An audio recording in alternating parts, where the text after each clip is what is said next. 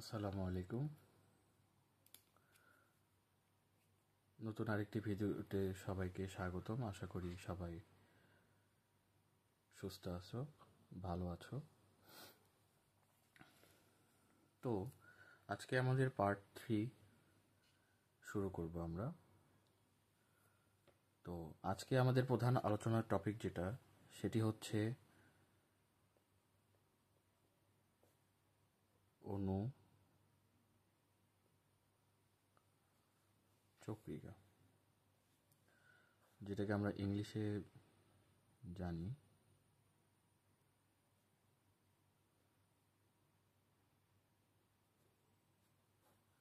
প্লাটিলেটস।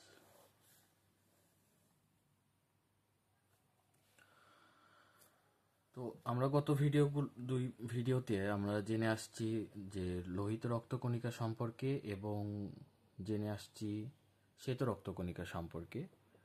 তো আজকে আমরা জানব অণুচক্রিকা সম্পর্কে। তো আগেগুলোর মতো আমরা অণুচক্রিকার সম্পর্কেও জানব যে অণুচক্রিকা কোষটি আসলে কি ধরনের কোষ, হ্যাঁ, এবং এটি উৎপত্তি কিভাবে, এর সংখ্যা কতটুকু, এর আকার আয়তন কতটুকু, এর জীবনকাল কতটুকু, হ্যাঁ, এবং এর কাজ কতটুকু, কি কি কাজ করে থাকে। তো চলো আমরা শুরু করি।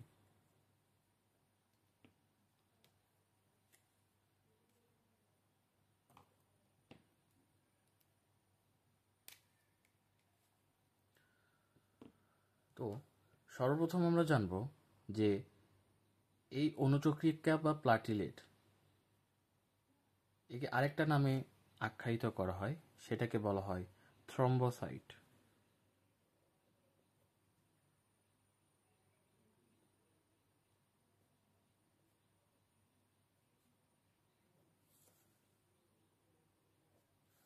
থ্রম্বোসাইট। আমরা সকলে জানি যে যাদের নামের শেষে সাইট কথাটি উল্লেখ আছে তাদেরকে আসলে কোষ বলা হয়। কিন্তু একটু খেয়াল করে দেখো যে আমরা যখন ব্লাডকে অর্থাৎ রক্তকে যখন ভাগ করছিলাম, তখন এই রক্তের যে ভাগ,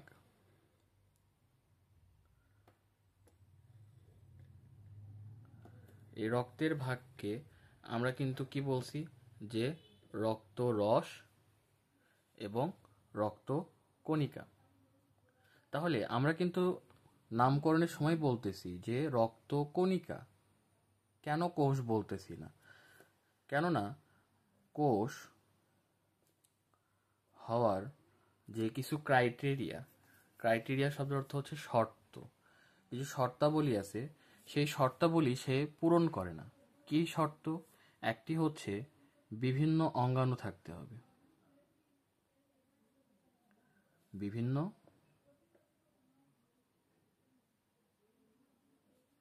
অঙ্গাণু থাকবে, এবং আরেকটি পয়েন্ট কি হবে, এর বিভাজন ক্ষমতা থাকবে।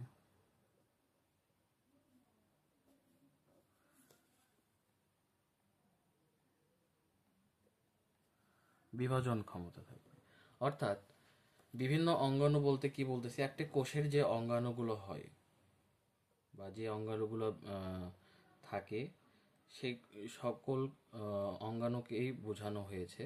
এবং বিভাজন মানে হচ্ছে আমরা যে কোষ বিভাজন পড়েছি, যে মাইটোসিস মিওসিসের মাধ্যমে কোষ বিভাজন ঘটে, এই বিভাজন ক্ষমতা থাকতে হবে। কিন্তু রক্তকণিকা বলার প্রথম শর্ত হচ্ছে এদের মধ্যে কোনো ধরনের কোষীয় অঙ্গাণু সুসংগঠিত নয়, হ্যাঁ, এবং আরেকটি হচ্ছে এদের বিভাজন ক্ষমতা থাকে না, যার কারণে এদেরকে আমরা কোষ না বলে কণিকা নামে আখ্যায়িত করতেছি। তো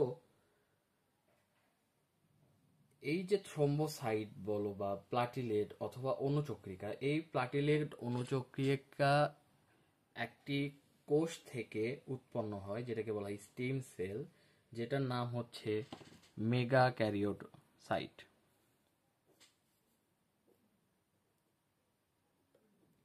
মেগা ক্যারিওসাইট। এই মেগা ক্যারিওসাইট এই কোষ থেকে এই অণুচক্রিকাগুলো উৎপন্ন হয় এবং রক্তকোষে ভাসমান অবস্থায় থাকে। হ্যাঁ, আচ্ছা, এদের সুগঠিত সাইটোপ্লাজম আছে এবং নিউক্লিয়াস বিহীন, এদেরও নিউক্লিয়াস থাকে না। তো একটি কমন কোশ্চেন আমরা আগেও পড়ে আসছি যে লোহিত রক্ত কণিকাতে যেমন আমরা দেখতেছি যে নিউক্লিয়াস থাকে না, ঠিক একইভাবে এই যে থ্রম্বোসাইট অর্থাৎ অণুচক্রিকা, এদের ভিতরেও কোনো নিউক্লিয়াস থাকে না। আচ্ছা, এখন আসো এদের সংখ্যা। এদের সংখ্যা কত? প্রতি ঘন মিলিমিটার রক্তে 1.5 লক্ষ থেকে 4 লক্ষ, 1.5 লক্ষ থেকে 4 লক্ষ থাকে, যা আমরা শ্বেত রক্তকণিকার তুলনায় বেশি। আমরা শ্বেত রক্তকণিকা কতটুকু পড়ে আসছি? 4 থেকে 11,000। হ্যাঁ, আচ্ছা, এবং এই যে থ্রম্বোসাইট, এই থ্রম্বোসাইট যে জীবনকাল,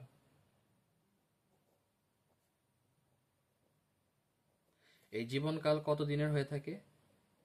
5 থেকে 9 দিন। এই 5 থেকে 9 দিন পরে এরা কোথায় ধ্বংসপ্রাপ্ত হয়? সেটি হচ্ছে যকৃৎ ও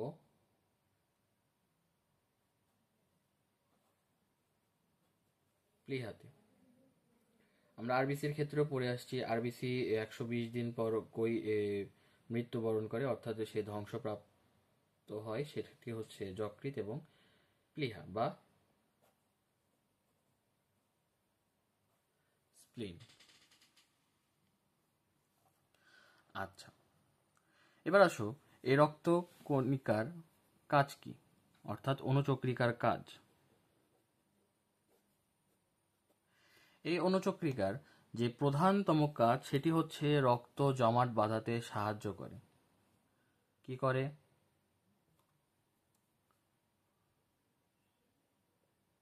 রক্ত জমাট বাঁধায়, রক্ত জমাট বাঁধায়। আর কি করে? এই রক্ত জমাট কিভাবে বাঁধায়? তো এই যে অণুচক্রিকা বিভিন্ন ধরনের ক্লটিং ফ্যাক্টর, কি বিভিন্ন ধরনের ক্লটিং ফ্যাক্টর,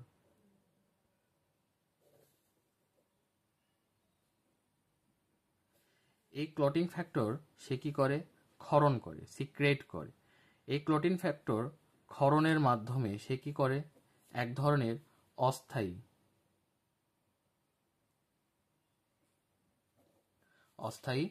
প্লাটিলেট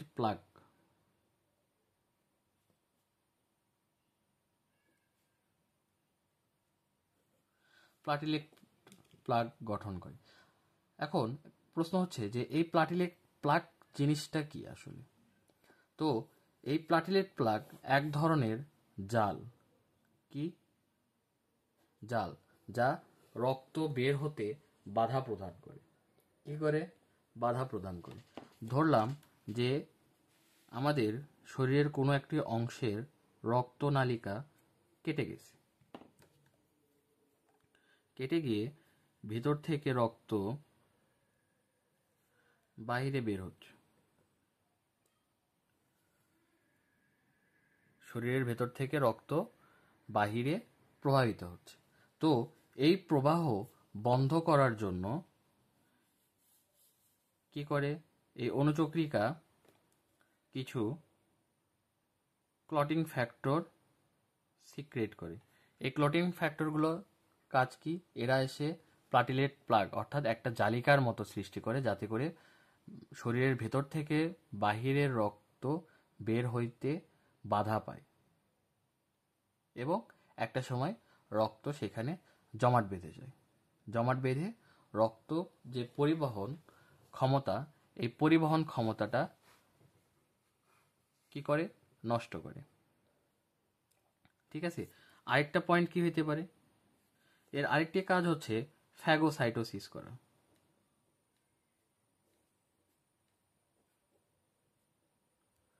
ফ্যাগোসাইটোসিস করা, এই ফ্যাগোসাইটোসিস শ্বেতরক্ত কণিকার মতো অতটা না করতে পারলেও এর কিছুটা হালকা পরিমাণে কিছু ক্ষমতা থাকে, যা দিয়ে সে কি করে? ফ্যাগোসাইটোসিস করে। অর্থাৎ বাহিরের কোনো যদি ফরেন পার্টিকেল যদি শরীরের ভিতরে প্রবেশ করে, সে সেগুলোকে বাধা প্রদান করে নষ্ট করে দেয়। আরেকটা কি করে? আরেকটা হচ্ছে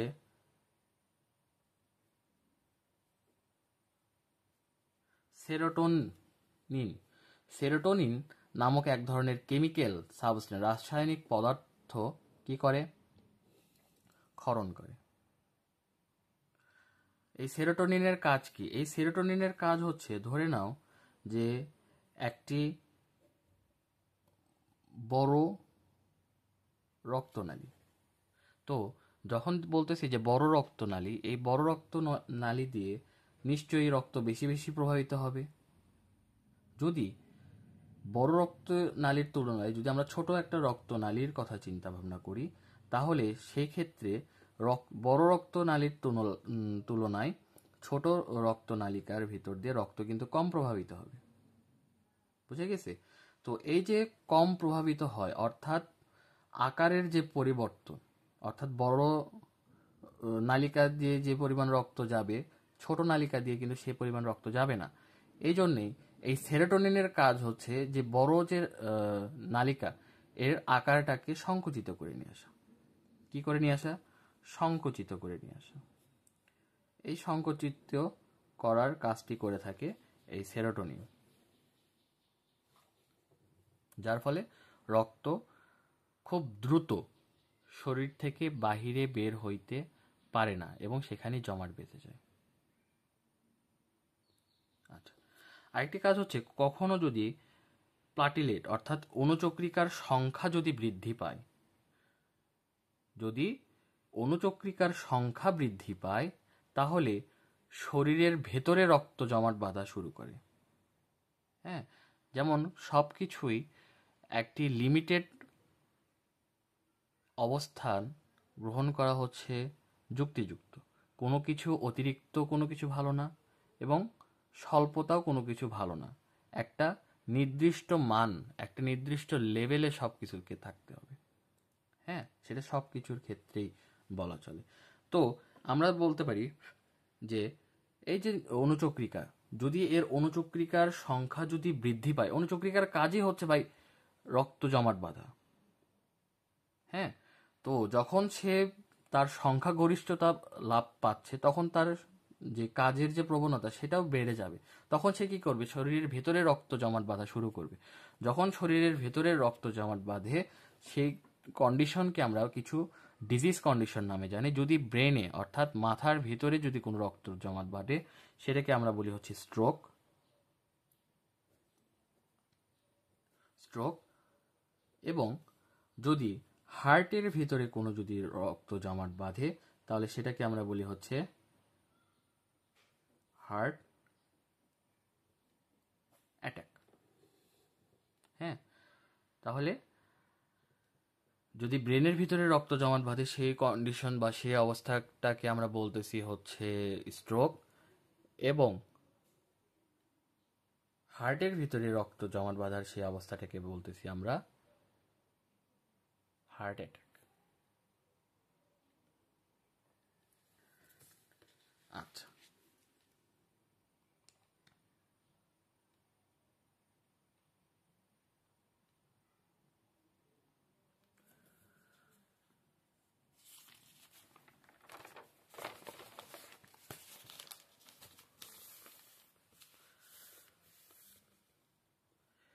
এর পরবর্তীতে আমরা যে টপিক নিয়ে আলোচনা করব সেটি হচ্ছে রক্ত তন্ত্রণ বা ব্লাড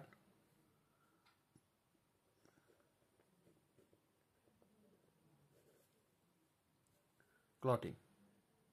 অর্থাৎ রক্ত জমাট বাঁধার যে প্রক্রিয়া, যার কারণে কি করে রক্ত জমাট বাঁধে, এটা আসলে কেন বাঁধে, হ্যাঁ, কেনই বা বাঁধে, আর আমাদের স্বাভাবিক যে আমরা যে আমাদের শরীরে যে স্বাভাবিকভাবে রক্ত প্রবাহিত হচ্ছে, এটাও আবার কেন রক্ত জমাট বাঁধতেছে না, হ্যাঁ, কেন বাঁধতেছে না এবং কেন বাঁধে, ঠিক আছে। কেন বাঁধে সেটা আমরা একটু আগে জানলাম, যে আমাদের শরীর থেকে যদি হচ্ছে রক্ত কোনো কারণে আঘাতজনিত কারণে যদি ক্ষত সৃষ্টি হয়, সেই ক্ষত থেকে যেন অতিরিক্ত রক্ত যেন বের না হইতে পারে, সেজন্য রক্ত কি হয়, জমাট বেঁধে যায়। কারণ রক্ত স্বল্পতা দেখা দিলে তার শরীরের অবস্থা আরো ডিটোরিয়েট করতে পারে, হ্যাঁ। এবং আমাদের শরীরের যদি যাদের অক্ষত অবস্থা, যাদের কোনো শরীরে কোনো ধরনের ক্ষত স্থান নাই, তাদের শরীরে কেন রক্ত জমাট বাড়তেছে না, তার কারণ এখানে একটি রাসায়নিক পদার্থ আছে, যে রাসায়নিক পদার্থর নাম হচ্ছে হেপারিন।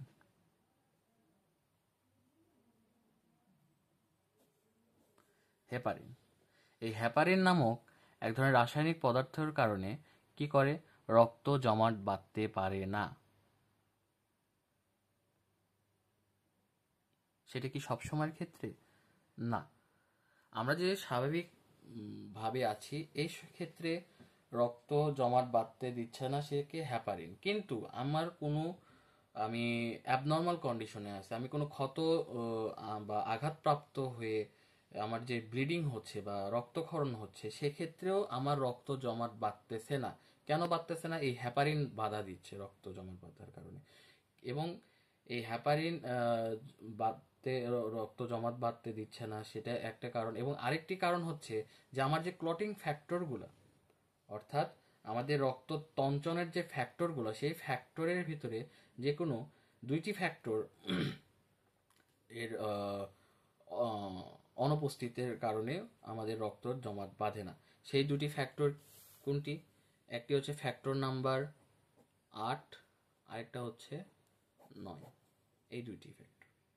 আচ্ছা, তো আমরা রক্তের যে ফ্যাক্টর সেটা একটু জানি। আমাদের যে clotting factor,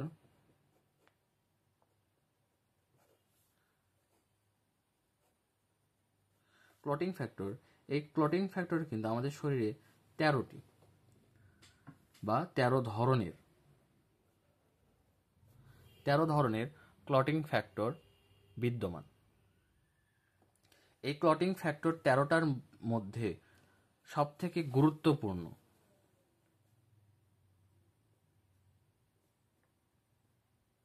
important clotting factor হচ্ছে প্রথম চারটি।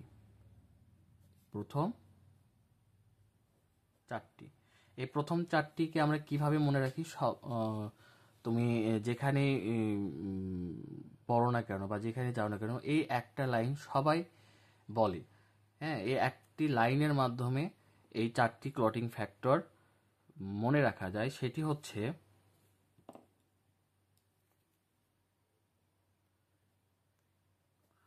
ফুল পরে টুপ করে, ফুল পরে টুপ করে, অর্থাৎ ফ, ফুলের ফ, এটা দিয়ে আমরা জানি হচ্ছে 1 নাম্বার ফ্যাক্টর, যেটার নাম হচ্ছে ফাইব্রিনোজেন।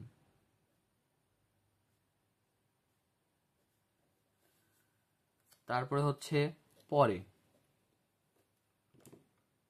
পরের এই প দিয়ে আমরা মনে রাখতে পারি, সেটা হচ্ছে প্রথম বিন।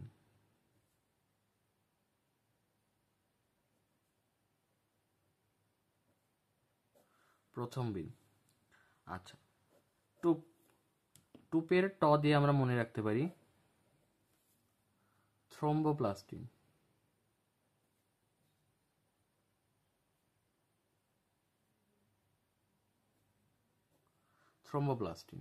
এবং করে, এর র দিয়ে আমরা ক দিয়ে আমরা মনে রাখতে পারি ক্যালসিয়াম। তো এখন কথা হচ্ছে ভাইয়া, যে টুপ, টুপের যে ট, এর সাথে তো থ্রম্বিনের কোনো আমরা সামঞ্জস্যতা বা মিল পাইলাম না। কেন? কারণ এই থ্রোম্বোপ্লাস্টিন এর আরেক আরেকটি যে স্পেসিফিক নাম সেটা হচ্ছে টিস্যু থ্রোম্বোপ্লাস্টিন।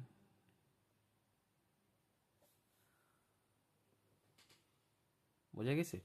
Tissue thromboplastin. আচ্ছা, তো ফুল পরে টুপ করে এই লাইনটির মাধ্যমে আমরা প্রথম চারটি যে প্রধান ক্লটিং ফ্যাক্টর, সেই ক্লটিং ফ্যাক্টরের নাম আমরা মনে রাখতে পারবো। 1 নাম্বার ক্লটিং ফ্যাক্টর হচ্ছে ফাইব্রিনোজেন, 2 নাম্বার ক্লটিং ফ্যাক্টর হচ্ছে প্রথম্বিন, 3 নাম্বার ক্লটিং ফ্যাক্টর হচ্ছে থ্রোম্বোপ্লাস্টিন এবং 4 নাম্বার হচ্ছে ক্যালসিয়াম আয়ন। এছাড়া আমাদের আরও কিছু ক্লটিং ফ্যাক্টর আছে, হ্যাঁ, সেগুলো আমাদের মনে রাখতে হবে। তো এখন আসো, এই যে ক্লটিং ফ্যাক্টরগুলো আছে, এই ক্লটিং ফ্যাক্টরগুলোর কিছু কাজ আছে, কিছু ভূমিকা আছে। হ্যাঁ, এই কাজগুলো অনেক সময় পরীক্ষায় প্রশ্ন আকারে দিয়ে দেওয়া হয়। তো এই কাজগুলো খুব বেশি গুরুত্বপূর্ণ, এগুলো জানতে হবে। ঠিক আছে? অনেক সময় যারা অ্যাডমিশন পরীক্ষা অংশগ্রহণ করে, একটি প্রশ্ন এমসিকিউতে সবসময় দেখা যায়, সেটি হচ্ছে এই ক্লটিং ফ্যাক্টর থেকে যখন কোশ্চেন হয়, সেটা হচ্ছে ভিটামিন কে সমৃদ্ধ যে ক্লটিং ফ্যাক্টর, কি ভিটামিন কে, এই ভিটামিন কে সমৃদ্ধ ক্লটিং ফ্যাক্টর কোনগুলো সেটা মনে রাখতে হবে। 2, 7, 9 এবং 10। 2, 7, 9, 10 এই চারটি ক্লটিং ফ্যাক্টরকে বলা হয় ভিটামিন কে সমৃদ্ধ ক্লটিং ফ্যাক্টর। 2 নাম্বার বলতেছি আমরা প্রথম্বিন, 7 নাম্বারকে আমরা বলতেছি হচ্ছে স্টেবল ফ্যাক্টর, 9 নাম্বার বলতেছি আমরা ক্রিসমাস ফ্যাক্টর এবং 10 নাম্বারকে বলতেছি আমরা স্টুয়ার্ট পাওয়ার ফ্যাক্টর। বুঝা গেছে? আচ্ছা,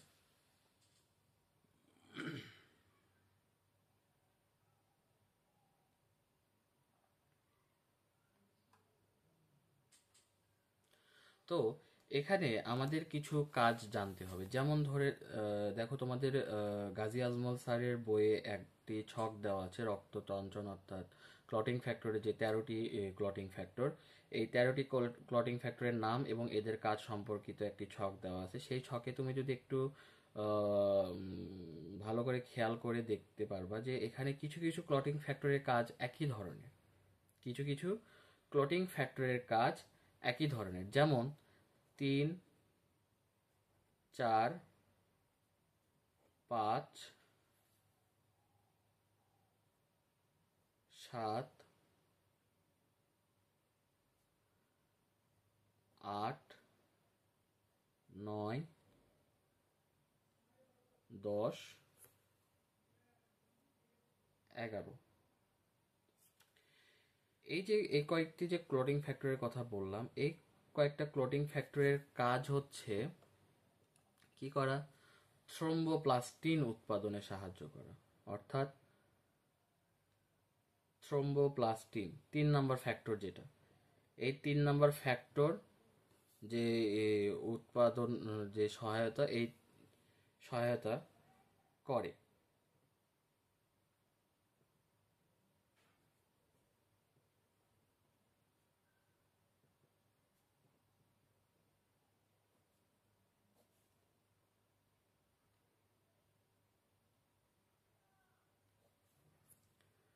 তো 4, 5, 7, 8, 9, 10, 11 এই যে 7টি ক্লোটিং ফ্যাক্টর, এই 7টা ক্লোটিং ফ্যাক্টর কি করে? এই 7টা ক্লোটিং ফ্যাক্টর থ্রোম্বোপ্লাস্টিন উৎপাদনে সাহায্য করে। আরও অনেক কাজ আছে, কিন্তু সে সব থেকে কমন যে কাজ, তারা হচ্ছে এরা কি করে? থ্রোম্বোপ্লাস্টিন উৎপাদনে হেল্প করে।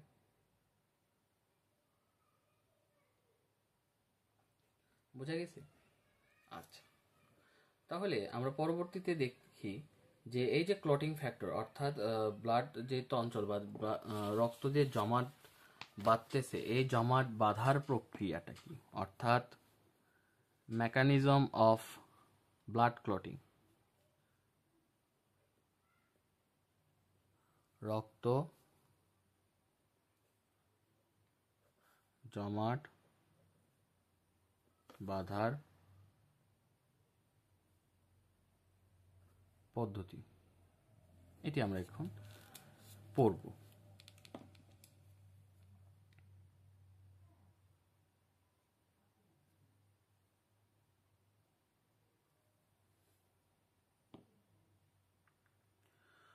তো ধরে নিলাম যে এখানে এটি একটি আমাদের শরীরের যে কোনো একটি অংশ। এই অংশ হচ্ছে কিছুটা আমাদের একটি ক্ষতর সৃষ্টি হয়েছে। সেই ক্ষতটা যদি আমরা দেখি, এই যে মাঝখানে যে গ্যাপটা ধরে নিলাম এটাই হচ্ছে ক্ষত। এর ভিতর দিয়ে হচ্ছে এখন রক্ত বাহিরে বের হচ্ছে। হ্যাঁ, রক্ত বাহিরে বের হইল। তো রক্ত যখন শরীরের ভেতর থেকে যখন বাহিরে বের হচ্ছে, তখন বাহিরের যে বায়ুমণ্ডল আছে, বায়ুমণ্ডলে কি থাকে? বাতাস থাকে না?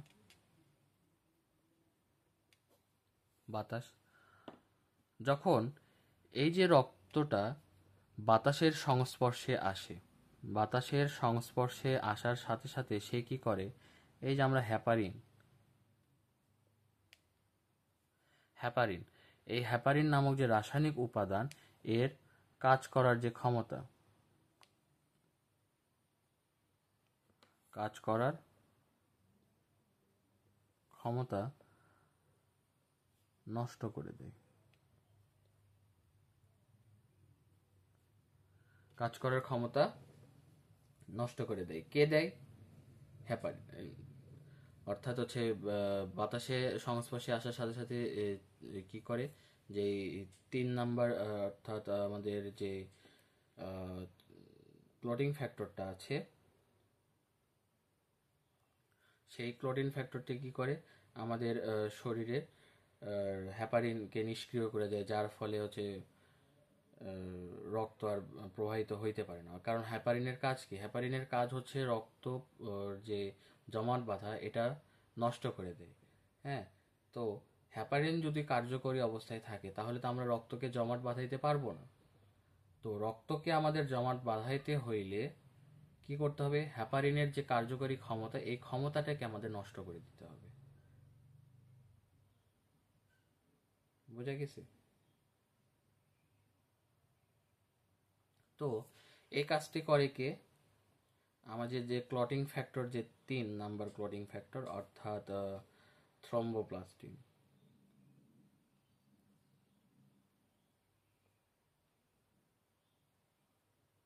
থ্রম্বোপ্লাস্টিন এই থ্রম্বোপ্লাস্টিন পরবর্তীতে আরেকটি ক্লটিং ফ্যাক্টরের সাহায্য গ্রহণ করে। সেই ক্লটিং ফ্যাক্টরটির নাম হচ্ছে ক্যালসিয়াম আয়ন। এই ক্যালসিয়াম আয়নের সাহায্যে সে কি করে,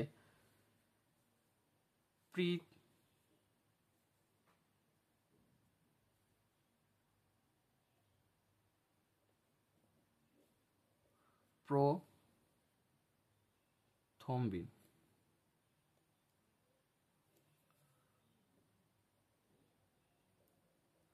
প্রথম্বিনকে কি করে, থ্রম্বিনে কনভার্ট করে।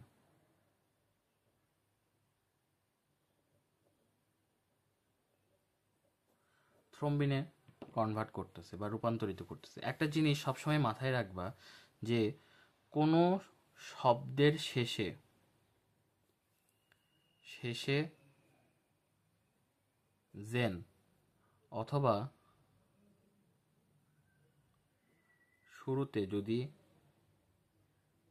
প্রো এই শব্দটি উল্লেখ থাকে, তাহলে তারা হচ্ছে নিষ্ক্রিয়। নিষ্ক্রিয় তোমরা অনেকেই যারা প্রিভিয়াস টপিকগুলোর ভিতরে অনেক সময় পড়ে আসছো, যে কিছু প্রো সমৃদ্ধ রাসায়নিক নাম এবং কিছু জেন সমৃদ্ধ রাসায়নিক নাম, এরা হচ্ছে নিষ্ক্রিয়। যেমন আমরা যদি পরিপাক অধ্যায়ের কথা চিন্তা করি, তাহলে আমাদের পাকস্থলীতে এক ধরনের নিষ্ক্রিয় এনজাইম নিঃসরিত হয়, যেটাকে বলা হয় পেপসিনোজেন।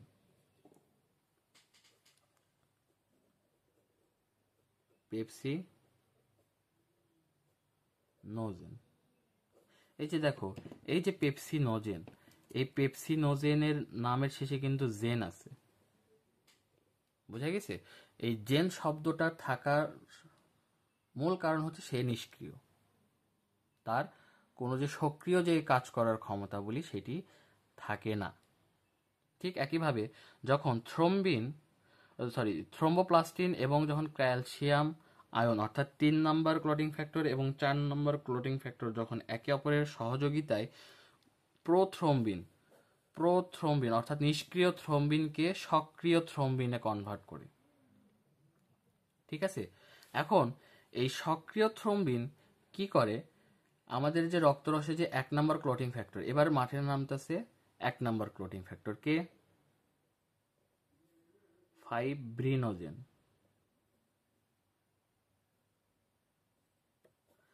ফাইব্রিনোজেন, এই যে সক্রিয় প্রথমবিন যে আমাদের ফাইব্রিনোজেন, দেখো এই ফাইব্রিনোজেনের শেষেও কিন্তু জেন আছে। হ্যাঁ, এর সাথে মিলিত হয়ে কি করে ফাইব্রিনোজ বা ফাইব্রিন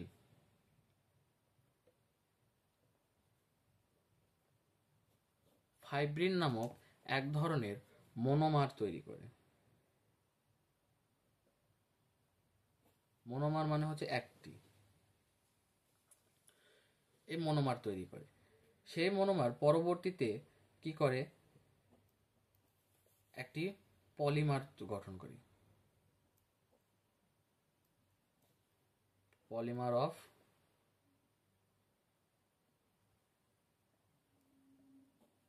ফাইব্রিন, অর্থাৎ একটি জালের মতো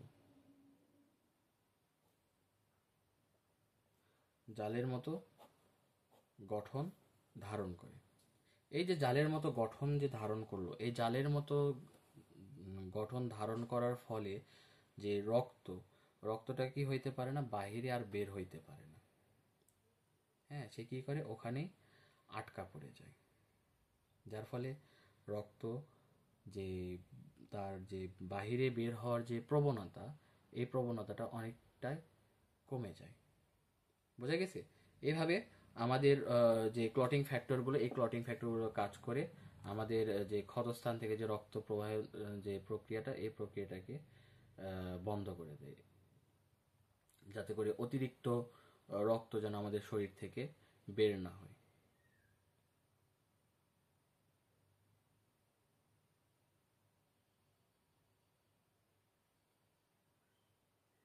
এবং যখন এই যে পলিমার অফ ফাইব্রিন অর্থাৎ ফাইব্রিনের যে পলিমার অর্থাৎ জালের মতো সৃষ্টি করতেছে, এই যখন সৃষ্টি হওয়া শুরু করবে, এই সৃষ্টি হওয়ার সময় আমাদের যে 13 নম্বর ক্লোটিং ফ্যাক্টর, এই 13 নম্বর ক্লোটিং ফ্যাক্টরটা কি করবে, এসে এর কাজটা যেন দ্রুত হয় তার কারণে সাহায্য করবে।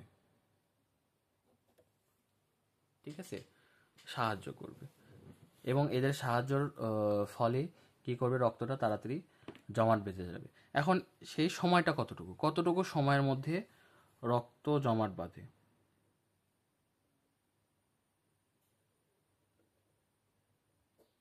তন্ত্রণকাল অর্থাৎ সময়। তো স্বাভাবিক অবস্থায় একটি মানুষের রক্ত তন্ত্রণ অর্থাৎ রক্ত জমাট বাঁধতে, রক্ত প্রবাহে বন্ধ হইতে, অর্থাৎ ক্ষতস্থান থেকে তোমার রক্ত পড়তেছে, সেই রক্ত কতক্ষণ পর বন্ধ হবে, সেটি মিনিমাম টাইম হচ্ছে 4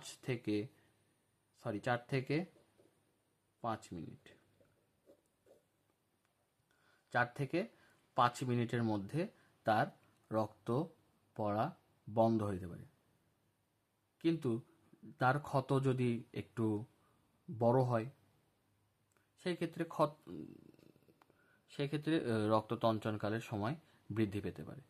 কিন্তু কারো রক্তের ভিতরে, আমি আবারও বলতেছি, কারো রক্তের ভিতরে যদি 8 নম্বর এবং 9 নম্বর ক্লোটিং ফ্যাক্টর ডেফিসিয়েন্সি থাকে অর্থাৎ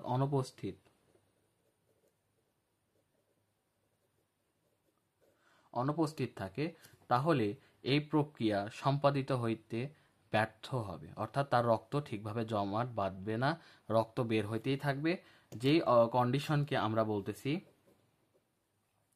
হিমোফিলিয়া। হিমোফিলিয়া।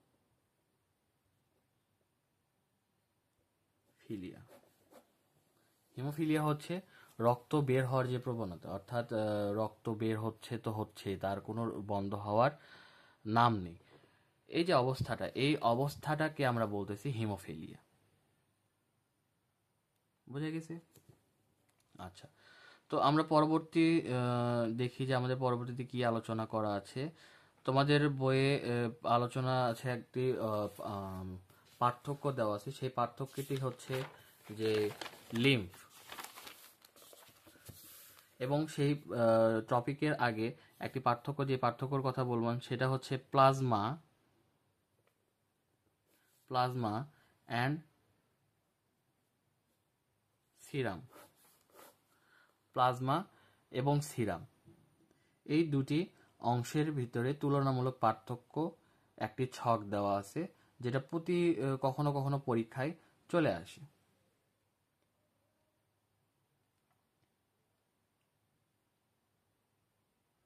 বুঝে গেছি?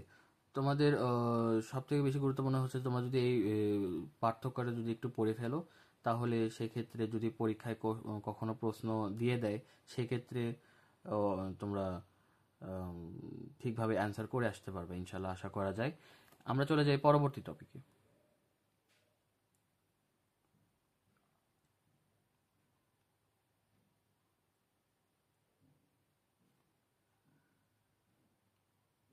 লিম্ফ। আমাদের পরবর্তী টপিক হচ্ছে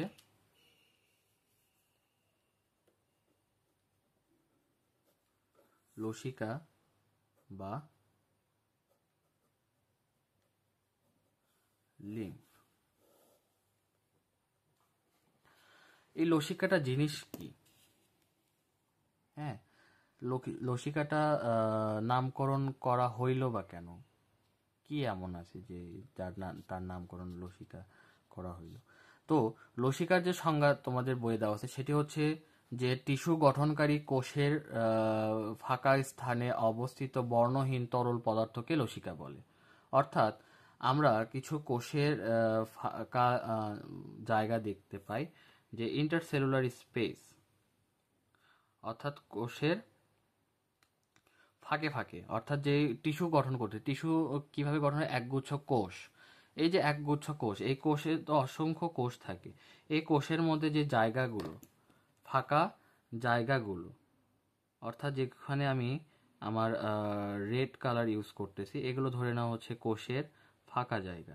এই যে কোষের ফাঁকা জায়গাগুলোতে যে ধরনের বর্ণহীন, কালারলেস বর্ণহীন যে তরল পদার্থ, এই তরল পদার্থটাকেই বলতেছি আমরা লিম্ফ বা লসিকা। এটি প্রবাহিত হয় কিসের মাধ্যমে? এটি আমাদের দেহে প্রবাহিত হয় কৈশিক জালিকার মাধ্যমে। কৈশিক জালিকার মাধ্যমে, যেটাকে আমরা বলে থাকি ক্যাপিলারি।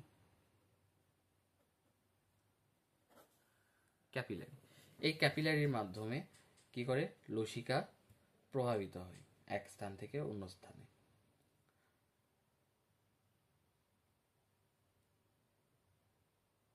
তো এই লসিকার আয়তন কতটুকু, মানে কতটুকু থাকে, সেটি হচ্ছে 4 থেকে 8 লিটার।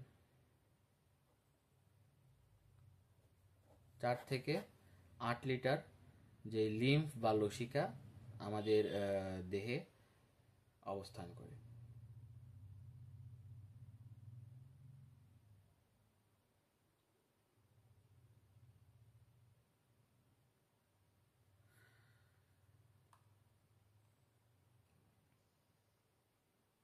তো লসিকার উৎপত্তি হচ্ছে ধমনী শাখা থেকে উৎপন্ন কোষীয় কৌশিক ধমনী বা আর্টেরিওল। আর্টেরিওল শব্দের অর্থ হচ্ছে সব থেকে ছোট। যেমন আমরা আমাদের যদি জলপথের কথা চিন্তা ভাবনা করি, যেমন হচ্ছে সাগর, সাগর থেকে নদী, নদী থেকে বিভিন্ন ধরনের খাল। হ্যাঁ, এই যে খাল, নদী হচ্ছে একটা বড় জায়গা, খাল হচ্ছে একটি সরু জায়গা। এই সরু জায়গায় ঠিক একই রকমভাবে আমাদের যে ভেসেলগুলো আছে, যে ধমনী বা শিরাগুলো আছে, তাদের থেকে যে ছোট সাইজ, যেমন ধমনীর ক্ষেত্রে হচ্ছে আমরা বলি আর্টারি, আর ধমনীর থেকে ছোট ধমনী যেগুলো সেটাকে আমরা বলতেছি আর্টেরিওল। ঠিক একইভাবে যখন শিরার কে আমরা বলি হচ্ছে ভেইন নামে জানি, এই ভেইন। আর যে ভেইন থেকে যারা আকারে ক্ষুদ্র তাদেরকে বলা হয় ভ্যানিউল। ঠিক আছে, এর মাধ্যম দিয়ে প্রবাহিত হয় প্রায় 10%-এর মতো রক্তরস অর্থাৎ প্লাজমা কৌশিক জালিকা থেকে বেরিয়ে দেহের কোষের চারিদিকে অর্থাৎ ইন্টারস্টিশিয়াল ফ্লুইড হিসেবে অবস্থান করে। হ্যাঁ, ইন্টারস্টিশিয়াল স্পেসে যে ফ্লুইড থাকে সেটাকে বলা হয় ইন্টারস্টিশিয়াল ফ্লুইড। এই ফ্লুইডে কি করে অবস্থান করে, বোঝা গেছে? এখন এই লসিকা তন্ত্রের উপাদান,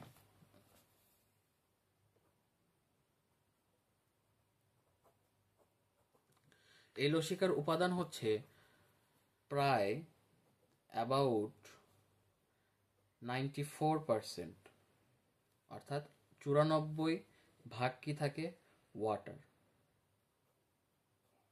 পানি থাকে, এবং বাকি যে 6%, এই 6% কি থাকে, কিছু কঠিন পদার্থ থাকে,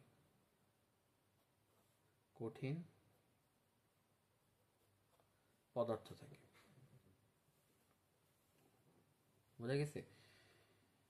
এবং যে মাধ্যম দিয়ে হচ্ছে আমাদের লসিকা উৎপাদিত হচ্ছে, উৎপাদন প্রক্রিয়াকে আমরা বলতেছি জেনেসিস। অর্থাৎ আমরা জানি যে কোনো কিছু প্রক্রিয়া বা তৈরি হওয়ার যে প্রসেস, এই প্রসেসকে সিস সিস কোনো শব্দের পরে যদি সিস লাগানো থাকে, যেমন ইরাইথ্রোপোয়েসিস, লিম্ফোজেনেসিস, হ্যাঁ, লিম্ফোজেনেসিস,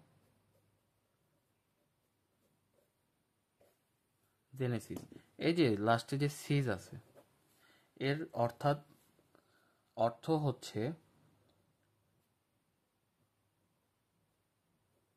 উৎপাদিত হওয়া। অর্থাৎ যে প্রক্রিয়ার মাধ্যমে লসিকা তৈরি হচ্ছে তাকে আমরা বলতেছি লিম্ফোজেনেসিস। এবং এর ভিতরে কিছু কোষ থাকে এই লিম্ফের ভিতরে, যেটাকে বলা হয় লিম্ফোসাইট। লিম্ফোসাইট, এই লিম্ফোসাইট কোষের ভিতরে আবার দুই ধরনের কোষ থাকে। একটি হচ্ছে, দুই ধরনের লিম্ফোসাইট থাকে আমাদের। একটিকে বলা হচ্ছে বি লিম্ফোসাইট, আরেকটি হচ্ছে টি লিম্ফোসাইট।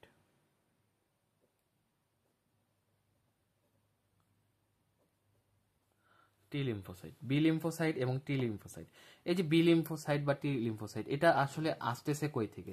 বি লিম্ফোসাইটটা আসবে হচ্ছে বোন ম্যারো থেকে।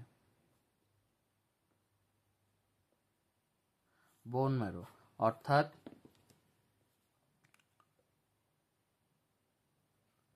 অস্থিমজ্জা, অস্থিমজ্জা থেকে। ঠিক আছে, আর টি লিম্ফোসাইটটা আসবে হচ্ছে থাইমাস। থাইমাস অর্থাৎ আমাদের এক ধরনের গ্রন্থি থাকে, যে গ্রন্থির নাম হচ্ছে থাইমাস। এই থাইমাস থেকে আমরা টি লিম্ফোসাইট, অর্থাৎ এই টি লিম্ফোসাইটে যে এই কোষ, এই কোষটা আমরা পাচ্ছি। এরা কি করে? এরা হচ্ছে নিজেদের মধ্যে অ্যান্টিবডি তৈরি করে, অ্যান্টিবডি তৈরি করে। এবং এখানে বি লিম্ফোসাইট, টি লিম্ফোসাইট এর পাশাপাশি কিছু মনোসাইট কোষ এবং ম্যাক্রোফেজ, যারা কি করে ফ্যাগোসাইটোসিস করে, এগুলো কোষও পাওয়া যায়।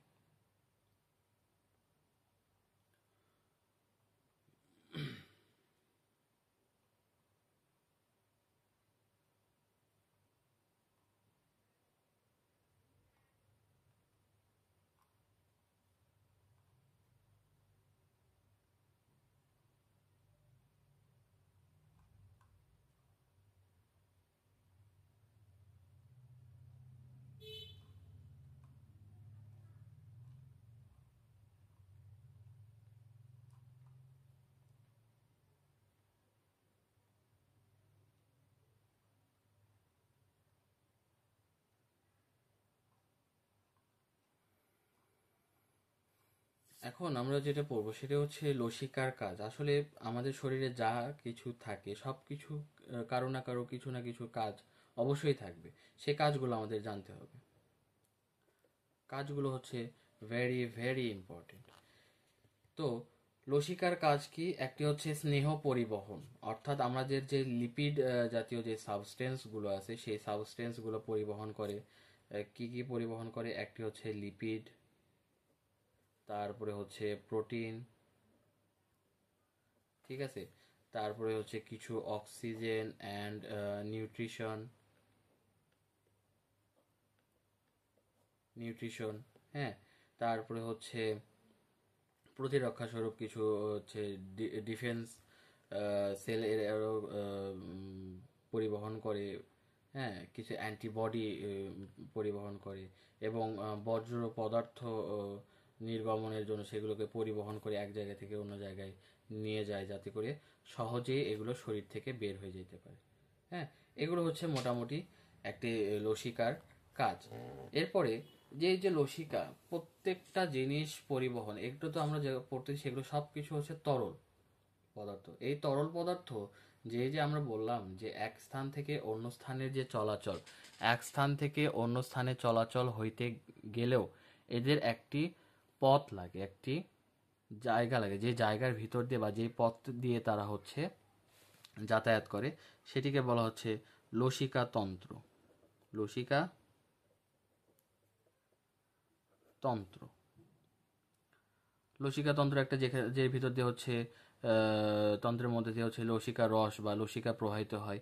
এমন লসিকা তন্ত্র যদি থাকে তাহলে এই লসিকাগুলো আসতেছে কই থেকে? এই লসিকাগুলো আসে হচ্ছে লসিকা গ্রন্থি থেকে।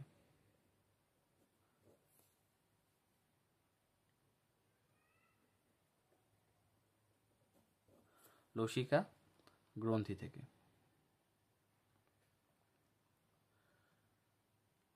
যেটাকে আমরা ইংলিশে বলি হচ্ছে লিম্ফ নোড।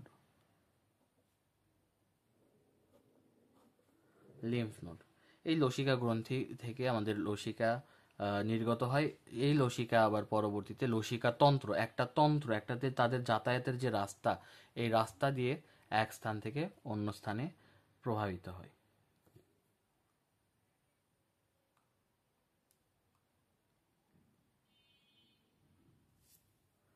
এই লিম্ফ নোড অথবা তোমাদের আরেকটা নাম দেওয়া আছে, সেটা হচ্ছে লিম্ফ গ্ল্যান্ড। গ্ল্যান্ড শব্দের অর্থ হচ্ছে গ্রন্থি, আর নোড হচ্ছে আলাদা জিনিস। হ্যাঁ,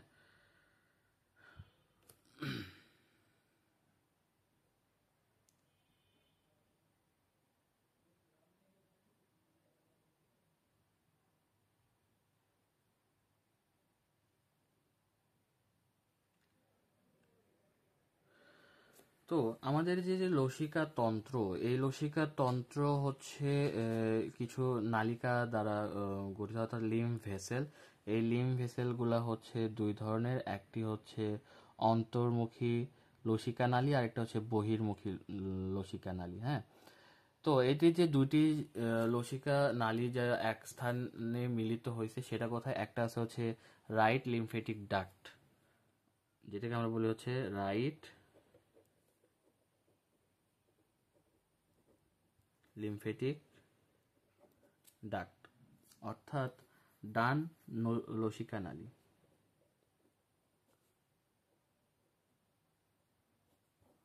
লসিকা নালী, এই যে ডান লসিকা নালী, এরা কি করে? এরা হচ্ছে যে আমাদের রাইট সাবক্লেভিয়ান ভেইন অ্যান্ড হচ্ছে রাইট ইন্টারনাল জুগুলার ভেইন, এই দুইটাতে এসে ড্রেন করতেছে, অর্থাৎ মিলিত হচ্ছে। কোথায় মিলিত হয় তারা? একটা হচ্ছে রাইট ক্লাভিয়ান ভেইন, আরেকটি হচ্ছে রাইট ইন্টারনাল জুগুলার ভেইন, ঠিক আছে। এই দুটা ভেইনে আসে কি করতেছে? রাইট লিম্ফেটিক ডাক্ট আসে মিলিত হচ্ছে। আরেকটি ডাক্ট আছে, আরেকটি নালিকা আছে যেটাকে বলা হয় থোরাসিক ডাক্ট। Thoracic duct. এই থোরাসিক ডাক্টটা কই আসে আবার মিলিত হয়? এই থোরাসিক ডাক্টটা আসে হচ্ছে left subclavian vein and left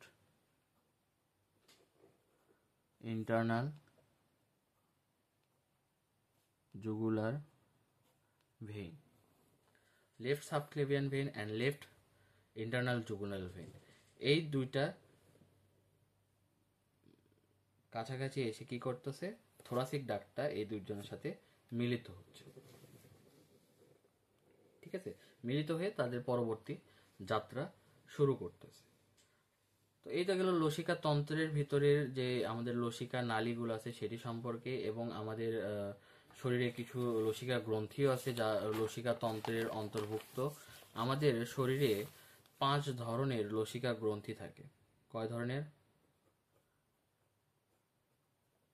5 ধরনের লসিকা গ্রন্থি থাকে। একটি হচ্ছে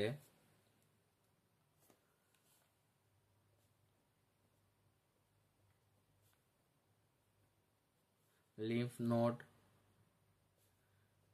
আরেকটি হচ্ছে টনসিল, আরেকটি হচ্ছে স্প্লিন, আরেকটি হচ্ছে থাইমাস, আরেকটা হচ্ছে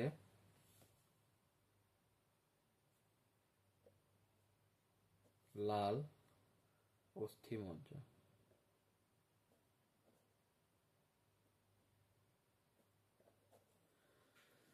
মজ্জা। তাহলে এই 5 ধরনের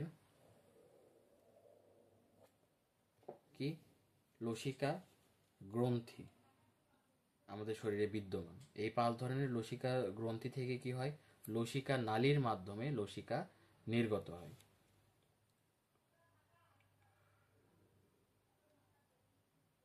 বোঝা গেছে?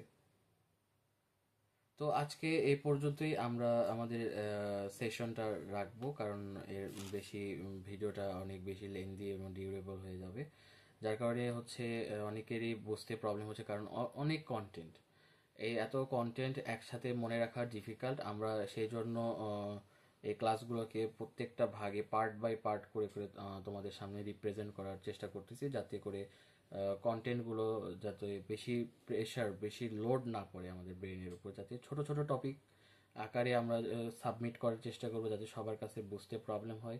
এবং তারপরেও যদি কারো বুঝতে অসুবিধা হয়ে থাকে অবশ্যই কমেন্ট বক্সে আমাকে অবগত করবা, জানাবা। আমি চেষ্টা করবো ইনশাল্লাহ সবার তোমাদের সমস্যাগুলোর সমাধান করার জন্য। তো সে পর্যন্ত সবাই সুস্থ থাকো। আল্লাহ হাফেজ। আসসালামু আলাইকুম।